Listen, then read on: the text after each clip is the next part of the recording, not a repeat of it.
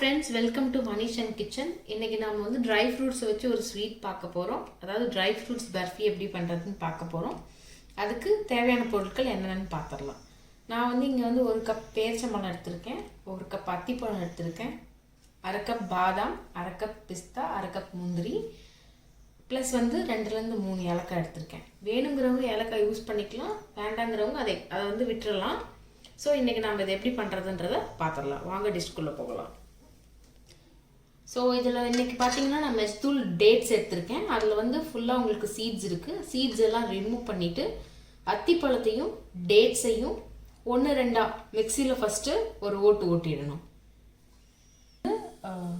பேரிச்சையையும் அத்திப்பழத்தையும் சின்ன சின்னதா மிக்ஸில கட் பண்ணி போட்டு இப்படி அரைச்சிட்டு வந்திருக்கோம். நீங்க மிக்ஸில போடும் பொழுது சின்ன சின்ன பீசஸா கட் பண்ணி போட்டு அரைச்சிங்கன்னா உங்களுக்கு அரைக்கிறது ரொம்ப சுலபமா இருக்கும்.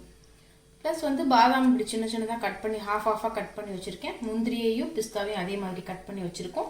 ப்ளஸ் வந்து கார்னிஷிங்க்கு நான் வந்து இங்க கசகசா எடுத்துட்டு இருக்கேன். நம்ம நடுவுல சிறிதளவு நெய்யும் இதுல பயன்படுத்துவோம். சரி வாங்க இது எப்படி செய்யறதுன்னு பார்க்கலாம். அடுப்பு பத்த வச்சுக்கிறோம். அதுல ஒரு கடாய் வச்சுக்கிறோம். சோ ஒரு நட்ஸையும் நம்ம என்ன பண்ண போறோம்னா தனித்தனியா லைட்டா வறுத்து எடுக்க போறோம். அந்த லைட்டா அந்த ஒரு பொன்னிறமா லைட்டா வறுத்து எடுத்து தனித்தனியா வச்சுக்க போறோம். சோ ஃபர்ஸ்ட் நான் பாதாம் போட்டு வறுக்க போறேன்.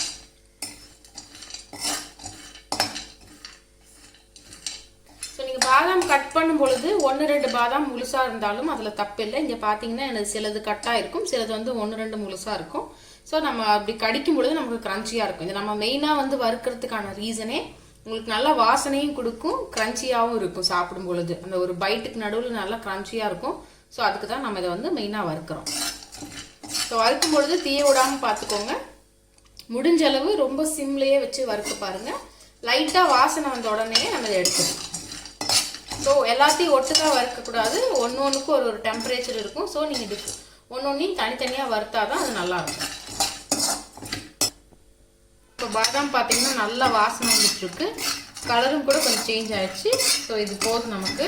நம்ம இப்போ வந்து நெக்ஸ்ட் முந்திரியோ இல்லைன்னா பிஸ்தாவோ ஏதோ ஒன்று போட்டு நம்ம வந்து வறுக்கலாம்.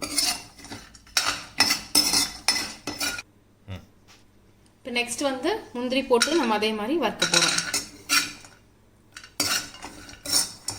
ஸோ இதே மாதிரி நிலவு காய்ச்சலில் நீங்கள் லைட்டாக வறுக்கணும். இது உங்களுக்கு கொஞ்சம் பொன்னிறமாக ஆகிற வரைக்கும் நம்ம வறுக்கணும். ஸோ இப்போ பார்த்தீங்கன்னா முந்திரி நல்லா வறுபட்டுருச்சு, முந்திரி நல்லா வாசனை வருது, கலரும் உங்களுக்கு சேஞ்ச் ஆயிடுச்சு. ஸோ இந்த பதம் நமக்கு வந்து போதுமானது. நம்ம இப்போ அடுத்து பிஸ்தாவை வறுக்கலாம். பிஸ்தா போட்டிருக்கோம். பிஸ்தா வந்து நம்ம இப்போ வறுக்க போகிறோம். பிஸ்தாவும் இதே மாதிரி நம்ம வந்து ஓரளவுக்கு நல்லா வாசனை வர வரைக்கும், நல்லா கிரன்ச்சி ஆகிற வரைக்கும் வறுத்து எடுத்துக்கணும்.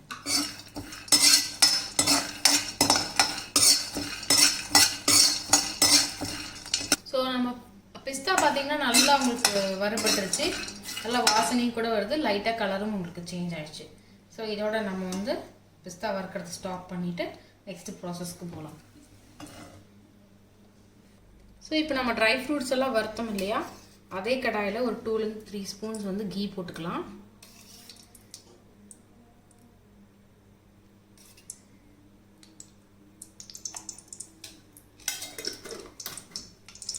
கீ போட்டுட்டு நம்ம ஆக்சுவலாக இங்கே வந்து நம்ம வந்து அத்திப்பழத்தையும் பேரிச்சையையும் நம்ம வந்து மிக்சியில் போட்டு ஒரு ஓட்டி வச்சுருக்கோம் இல்லையா. நான் 3 ஏலக்காய் எடுத்துகிட்டு இருந்தேன்னு பிகினிங்லேயே உங்ககிட்ட சொல்லியிருப்பேன். ஸோ அந்த ஏலக்காயோட சீட்ஸையும் நல்லா தட்டி இதில் போட்டாச்சு. வேண்டாங்கிறவங்க ஏலக்காயை வந்து தவிர்த்துக்கலாம். உங்களுக்கு அந்த ஃப்ளேவர் பிடிச்சிருந்தா நீங்கள் யூஸ் பண்ணிக்கோங்க.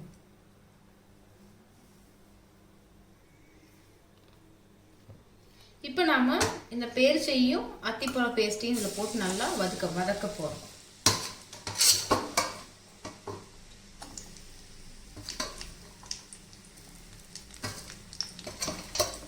நல்லா வதக்கும் போது உங்களுக்கு இது கொஞ்சம் மெல்ட் ஆகி வரும். அந்த டைமில் நம்ம மற்ற நட்ஸ் ஆட் பண்ணால் போதும்.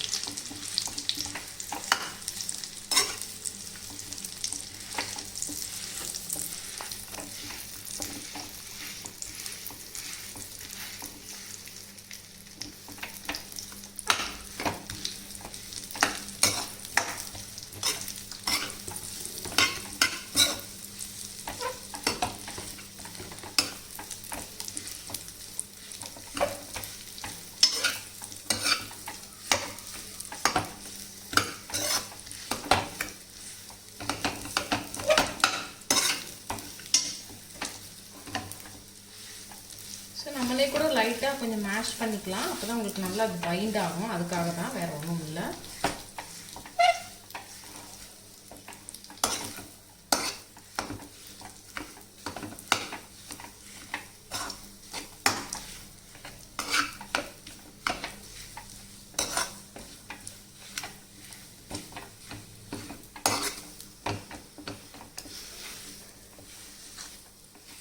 கையில் சும்மா அப்படி நீங்கள் வந்து மேஷ் பண்ணி விட்டீங்கன்னா உங்களுக்கு பைண்ட் ஆகும். ஸோ அதுக்கு தான் இப்படி மேஷ் பண்ணுறது எல்லாமே.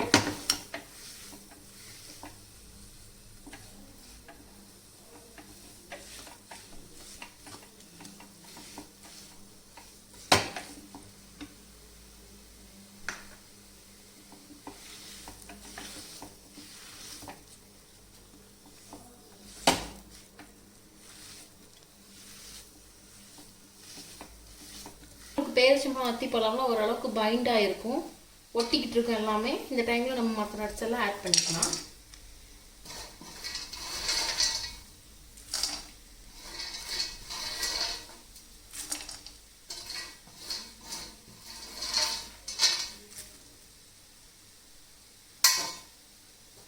போட்டாச்சு. இதை போட்டு ஒரு நல்லா கலக்கலாம்.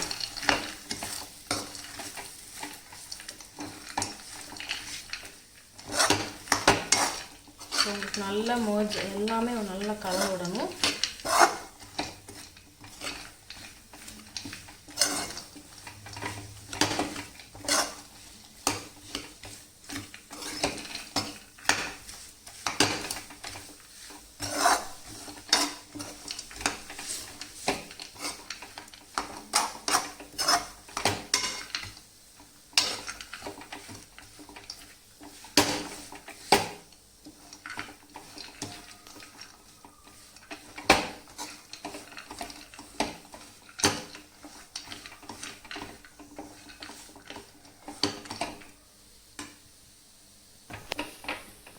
ஸோ இது நல்லா உங்களுக்கு பார்த்தீங்கன்னா எல்லாமே ஓரளவுக்கு பைண்ட் ஆகிடுச்சு. நட்ஸு, அத்திப்பழம், பேரிச்சம்பழம் எல்லாமே பைண்ட் ஆகிடுச்சு. இந்த டைமில் நம்ம வந்து ஒரு தட்டில் வந்து ட்ரான்ஸ்ஃபர் பண்ணிவிட்டு அப்புறமா ஆறுனதுக்கப்புறம் கட் பண்ணிக்கலாம்.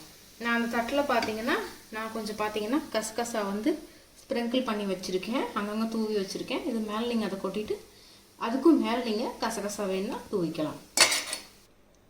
ஸோ இந்த மாதிரி நீங்கள் ஒரு பிளேட்டில் வந்து ஸ்ப்ரெட் பண்ணி வச்சுட்டு மேலே வந்து நீங்கள் வந்து கசகசா தூக்கிக்கலாம். இங்கே பாருங்கள், நல்லா லெவல் பண்ணிவிட்டு வச்சுட்டு நல்லா ஆறுனதுக்கப்புறம் நீங்கள் இதை கட் பண்ணி பீசஸாக வச்சுக்கலாம். ஃப்ரெண்ட்ஸ், இந்த வீடியோ உங்களுக்கு பிடிச்சிருந்தா லைக் பண்ணுங்கள், ஷேர் பண்ணுங்கள், சப்ஸ்கிரைப் பண்ணுங்கள். தேங்க்ஸ் ஃபார் வாட்சிங்.